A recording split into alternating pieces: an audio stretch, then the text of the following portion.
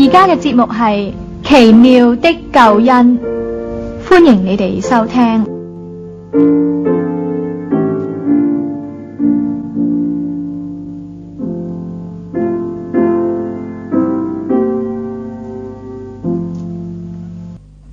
世人蒙昧無知的時候，神並不監察，如今卻吩咐各處的人都要悔改，因為他已經定了日子，要藉着他所設立的人，按公義審判天下，並且叫他從死裏復活，給萬人作可信的憑據。呢兩節聖經係記載喺《使徒行傳》第17章第30同埋31兩節。人犯罪喺神嘅面前，已經有唔少嘅年人。唔好講人類，淨係講你我。你話我哋犯咗幾多罪？聖經話我哋一出母胎，我哋就犯罪嘅，我哋就偏離正路。如果今年20歲你犯咗20年罪，如果今年你50歲你犯咗50年罪，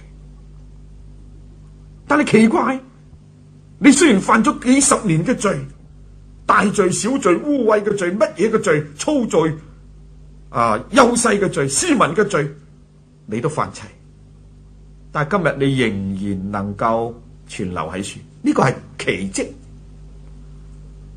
因為按照聖經俾我哋睇見，罪嘅工價乃係死，唔係話犯好多罪先至要死噃。當人犯第一個罪嘅時候，人已經足夠有資格要死，神就可以罰我哋死，因為罪嘅工價乃係死。但係今日我哋犯咗咁多罪，我哋仲能夠流傳喺世界，到底點樣講法？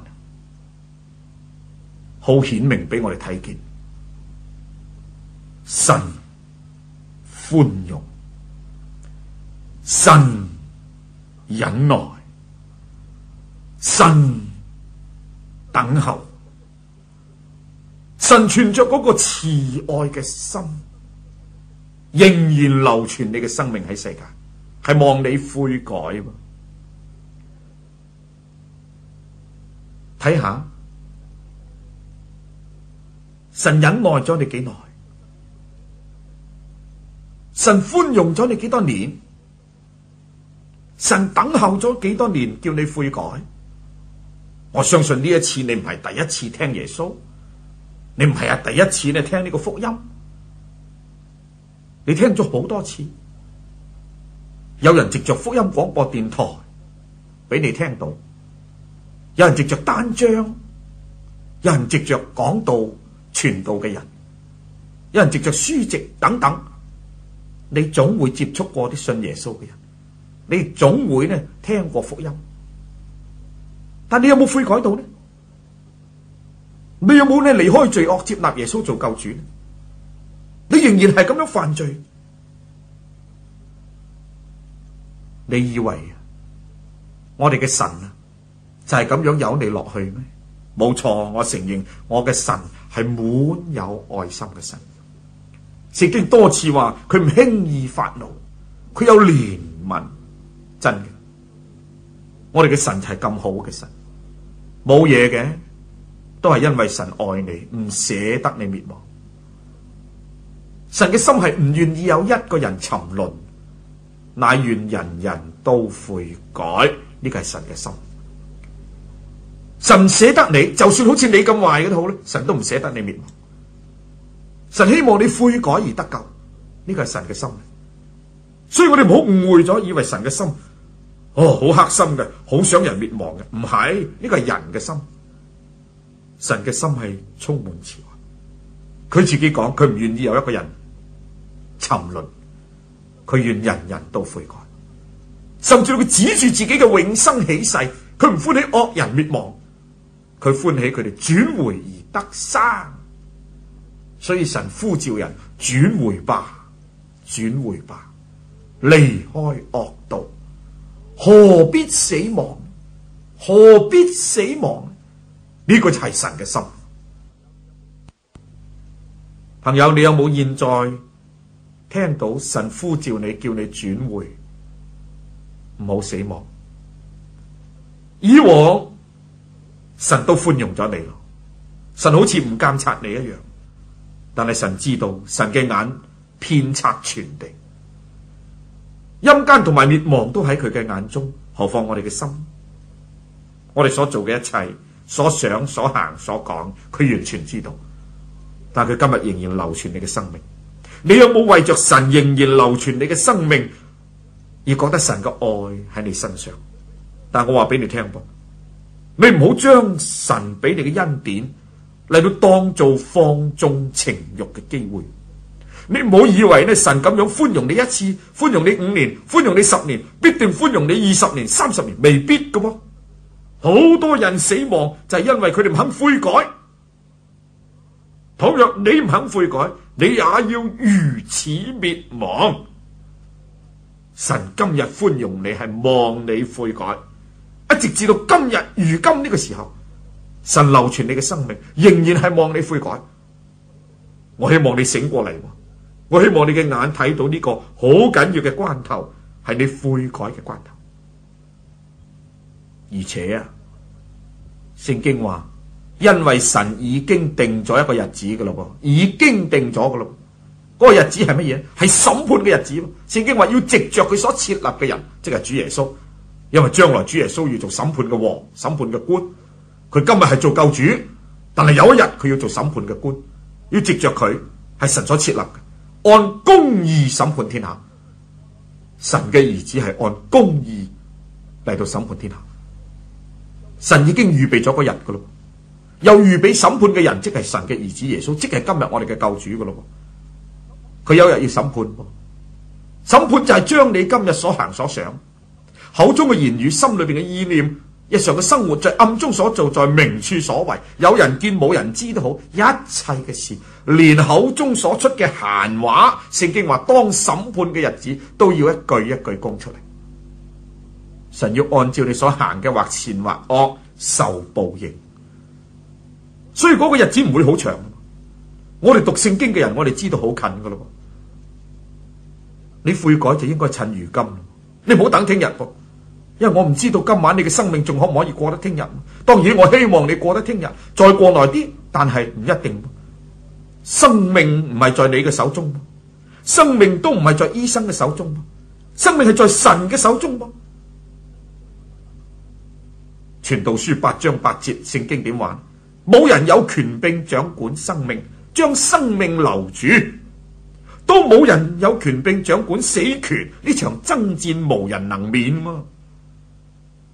生命係在神嘅手，邊個知道佢咩時候離開世界？邊個知道佢嘅生命咩時候結束？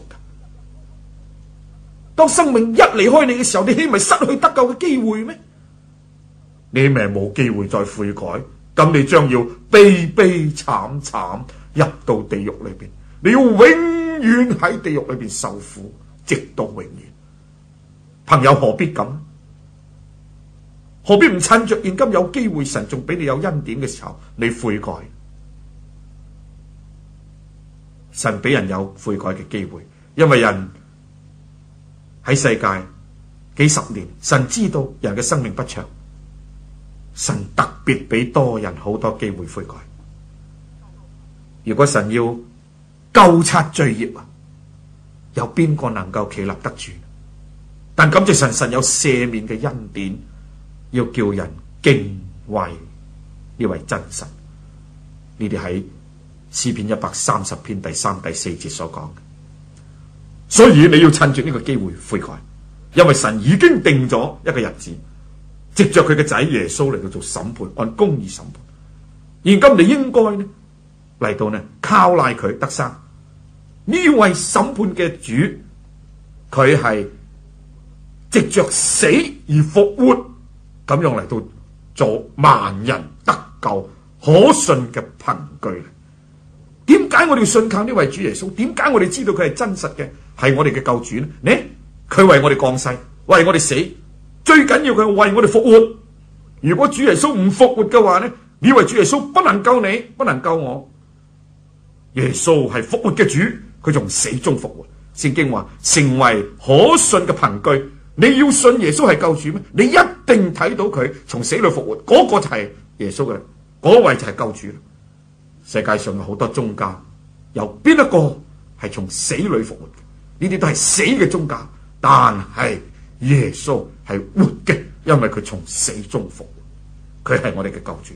所以呢次聖經話，並且叫佢從死裏復活，作萬人可信嘅憑據。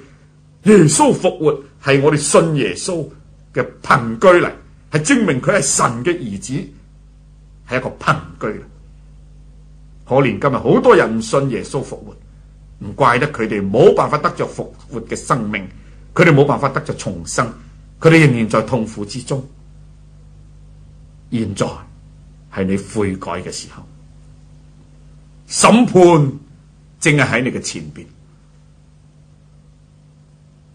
你若果呢個時候唔悔改，恐怕你會失去悔改嘅機會，你就失去得救嘅機會，咁你將要永遠滅亡。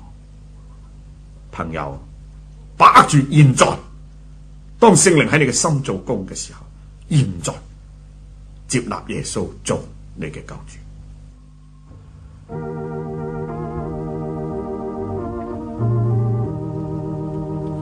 罪人貧窮願若我憐，若想悔改請進前。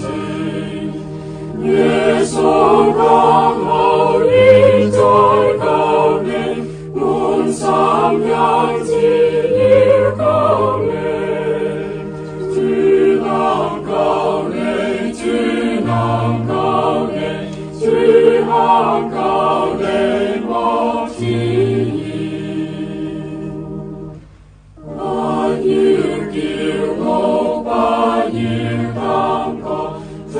相自己想有錯，應當謙卑懇求耶穌，祈求主名得稱讚。唯有耶穌，唯有耶穌，唯有耶穌能救你。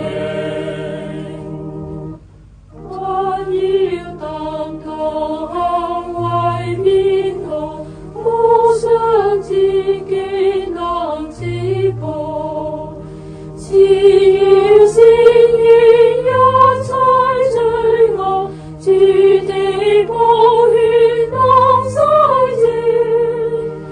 耶穌定情，耶穌定情，擔負罪惡全為你。各位聽眾，奇妙的救恩今日就播到呢一度。